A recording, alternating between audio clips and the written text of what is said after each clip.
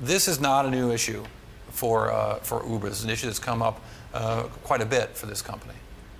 Well, the issue of sort of whether it's a misogynistic, bro-y culture has certainly dogged Uber for a while. Travis's own comments haven't helped the company. He called the company Boober at one point. So it was a GQ interview, right? Right, exactly. Now, the sort of specific sexual harassment allegations and sort of how the company's human resources team handled it, that's new and moving the conversation forward, and has certainly thrown the company into a bit of shock trying to figure out how to react. Tell us about that blog post and what it said, and it was an interesting read. Yeah, I mean, this was Susan Fowler, a software engineer working on site reliability, and basically she said that one of her managers, sort of as soon as she joined the team, had messaged her and basically propositioned her, said that he was in an open relationship. And then almost more troubling, she says that she took that claim to Human Resources, and they basically said he was a high performer, so they weren't going to do anything about it. She could change teams or sort of deal with it. So pretty troubling allegations, and there's a lot more in her blog post. I mentioned that this is, you mentioned the Boober thing, and there's also been sort of issues about what's happened with the company's response to complaints against drivers, rape allegations against drivers, and what the company's done to deal with that. Yeah, I mean, with the driver's side, there are millions of them, so, and sort of Uber's millions of drivers that they have to deal with, right? We don't actually know the incident rate, which sort of confuses the whole situation. But yeah, there have been questions about how they handle support, whether they sort of do enough background checks on drivers. So here we have, now 11,000 or more actual employees that they're worried about, but then they also have these millions of drivers where they've had to deal with all sorts of allegations there. We refer to it in Tease as a startup, but I think that belies what this company really is. Right.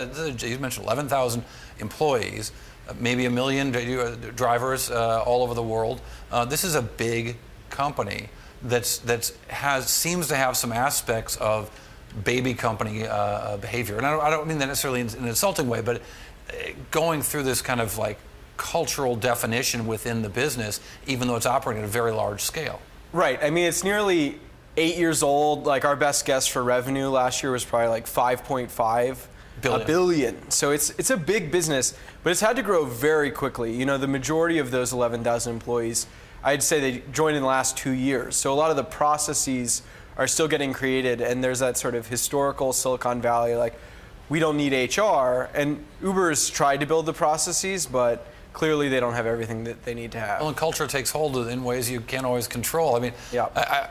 When I was an investor, I used to go around, when I could visit a company, if I saw employees had their stuff in a box, like in a cardboard box on the desk or under the desk, that meant they were changing desks so often that the business is still growing, and I didn't want to be short, and I might want to own the stock. Right. I get the sense that Uber is the same kind of place where growth is happening and change is happening really, really fast. Yeah, but that certainly doesn't excuse, if the allegations prove true.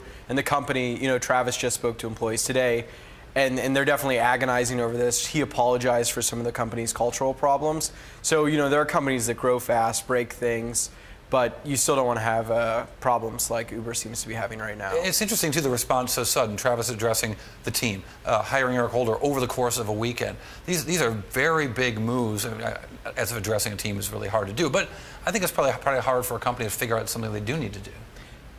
Yeah, this is a company that's had a lot of PR nightmares, so I think, especially after Delete Uber, they learned they need to respond very quickly. I also think they realize how serious this is. I mean, Uber is a software engineering company. They need to be able to recruit away from Google, Facebook. Google's known to be one of the happiest places to work. Airbnb is certainly. And also known to pay top dollar. Right, exactly. So if Uber starts to worry that software engineers are just going to leave because they think it's a hostile culture, that will put them at a major disadvantage to their competition. And finally, do you think this is a sign that Uber is going to respond to these things more quickly than they have in the past?